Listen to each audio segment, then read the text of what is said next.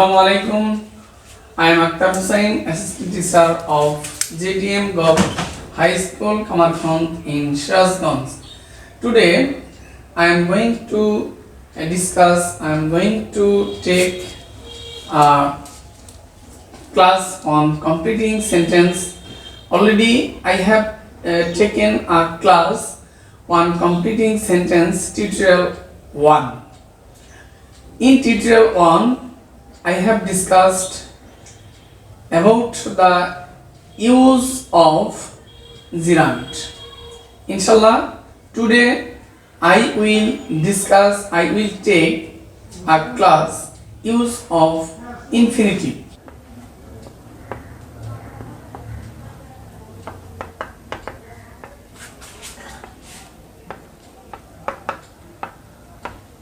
Completing sentence 2023 সালের পরীক্ষার্থীদের জন্য এই কমপ্লিটিং সেন্টেন্সে টিউটোরিয়াল নাম্বার 2তে আমি আলোচনা করতে যাচ্ছি শিক্ষার্থী বন্ধুরা ইউজ অফ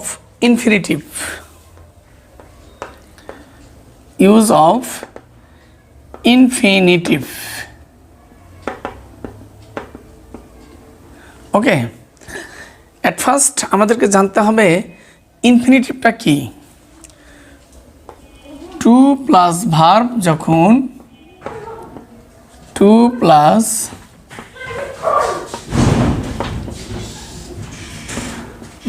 যখন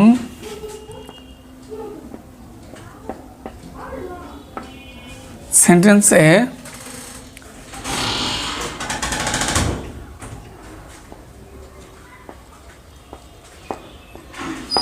বসে তখন তাকে ইনফিনিটিভ বলে। তো আমরা ইনফিনিটিভ ইউজ অফ জিরান্ট যেভাবে শিখেছি ইউজ অফ ইনফিনিটিভটাও আমরা এভাবে শিখব। কোথায় টু প্লাস ভার্ব হবে, সেন্টেন্সের কোন কোন জায়গায় টু প্লাস ভার্ব হবে। Number 1, infinitive use as a subject. Infinitive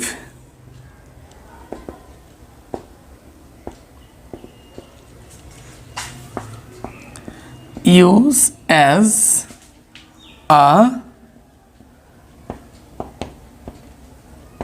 subject. Okay, infinitive কখন সাবজেক্ট হিসেবে ব্যবহৃত হয়।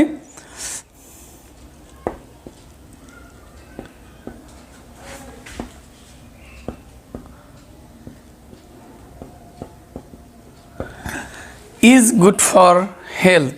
আমরা কমপ্লিটিং সেন্টেন্সে ইনফিনিটিভ যেভাবে ব্যবহার করব সেটা কিন্তু আমাদের লক্ষ্য রাখতে হবে যে এই যে স্টেটমেন্টটার এখানে যে ইজ গুড ফর হেলথ, তো এখানে সাবজেক্ট হিসেবে বসবে স্বাস্থ্যের জন্য ভালো কি স্বাস্থ্যের জন্য ভালো সেই কথাটা আমাকে লিখতে হবে। তো কোন কাজটা স্বাস্থ্যের জন্য ভালো আমরা ধরতে পারি ওয়াক। এখন walk is good for health এটা কিন্তু দেওয়া যাবে না, কারণ সাবজেক্ট হিসাবে ভার্বকে যখন আমরা বসাবো তখন কিন্তু আমাকে ইনফিনিটিভ অথবা জিরান্ট ব্যবহার করতে হবে। তো আমরা এখানে যদি ওয়াক ব্যবহার করি, শুধু ওয়াক ব্যবহার করি, তাহলে কিন্তু ভার্বকে সাবজেক্ট হিসাবে ব্যবহার করা হলো না। এই জন্য আমাদেরকে কি ব্যবহার করতে হবে, টু ওয়াক। এখন এই টু ওয়াক না লিখে আমরা যদি লিখতাম যে to take exercise is good for health, okay, to eat balance food is good for health, okay. অর্থাৎ এখানে এমন একটা ভার্ব বসাতে হবে যেই ভার্বটা স্বাস্থ্যের জন্য ভালো। তো আমরা এখানে ভার্বের পূর্বে এই টু ওয়াকটা কিন্তু সাবজেক্ট হিসেবে বসছে, সুতরাং এই যে infinitive use as a subject. এবার number 2, infinitive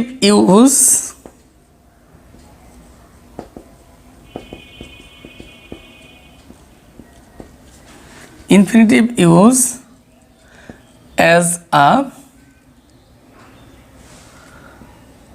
object okay, object. তো আমরা এখানে 2 নম্বরে অবজেক্ট হিসেবে পাইলাম।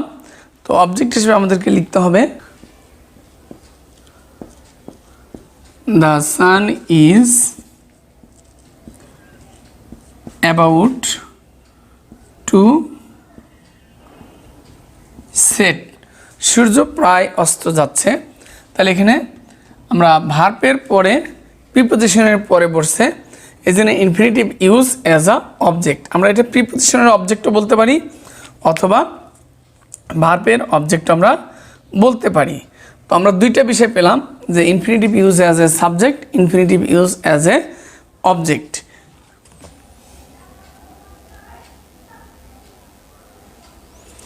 এরপরে কমপ্লিমেন্ট হিসেবে আমরা ব্যবহার করতে পারি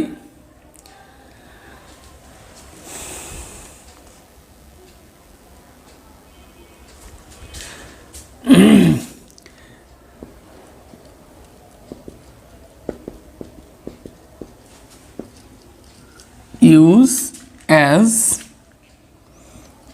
a complement, use as a complement. Example, any session na sir, any session na motion. আমরা 3 নম্বরে any se লেখেন না, দেখা যাবে না।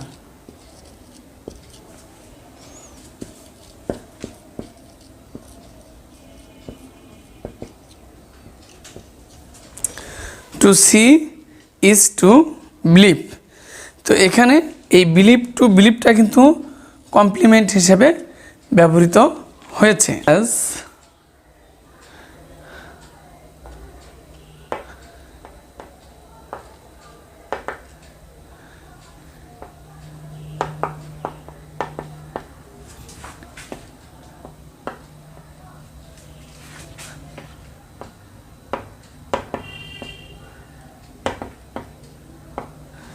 adjective. Okay, this is a good book to buy. To buy, হ্যাঁ। তো এই বইটা ভালো কি করতে, ক্রয় করার জন্য এই বইটা ভালো। তো এখানে কিন্তু টু বাইটা অ্যাডজেক্টিভ হিসাবে কিন্তু ব্যবহৃত হয়েছে। এরপরে আমরা এই যে 5 প্রকারের ইনফিনিটিভ ব্যবহার করলাম, এই 5 প্রকারের মধ্যে আমাদের কমপ্লিটিং সেন্টেন্সে সাধারণত সাবজেক্ট, অবজেক্ট আর প্রিপোজিশনের অবজেক্ট, এই 3টা কিন্তু বেশি বেশি আসে। তো আমরা যারা 2023 সালে পরীক্ষা দিব তাদের প্রতি রিকোয়েস্ট, এই যে সাবজেক্ট হিসেবে যে ইনফিনিটিভ ব্যবহৃত হয়, অবজেক্ট হিসেবে যে ইনফিনিটিভ ব্যবহৃত হয় এবং প্রিপোজিশনের অবজেক্ট হিসাবে ব্যবহৃত হয়, এই 3টা নিয়ে এই 3টা ব্যবহার কিন্তু আমাদের ভালো করে শিখতে হবে। ওকে, আর বেশি বেশি করে কমপ্লিটিং সেন্টেন্সে ভালো করার উপায়টাই হচ্ছে বেশি বেশি করে এক্সারসাইজ করা। তো আমরা নেক্সট ক্লাসে আলোচনা করব, পার্টিসিপল নিয়ে আলোচনা করব, এরপরে কন্ডিশনাল নিয়ে আলোচনা করব। আর 2টা টিউটোরিয়াল এর সাথে, অর্থাৎ টিউটোরিয়াল 1, 2, 3 এবং 4, আমরা 1 এবং 2 আজকে শেষ করলাম, 2 আজকে শেষ করলাম। তো এরপরে 3 এবং 4 নিয়ে আলোচনা করব ইনশাল্লাহ। এই 4টে টিউটোরিয়াল যদি আমরা শ্রবণ করতে পারি তাহলে কমপ্লিটিং সেন্টেন্সে আমাদের কোনো সমস্যা থাকবে না। তো আমি আবারও বলছি, এই কমপ্লিটিং সেন্টেন্সে কিন্তু এই 4টা বিষয়ের উপরেই থাকবে, অর্থাৎ use of gerund, use of infinitive, use of participle আর ইউজ অফ কন্ডিশনাল। এর বাইরে কিন্তু কোনো রুলস বা নিয়ম এটা থাকবে না। তো থ্যাংক ইউ ভেরি মাচ। যদি আজকের এই ভিডিওটি আপনাদের ভালো লেগে থাকে তাহলে অবশ্যই আমার এই চ্যানেলটি সাবস্ক্রাইব করবেন।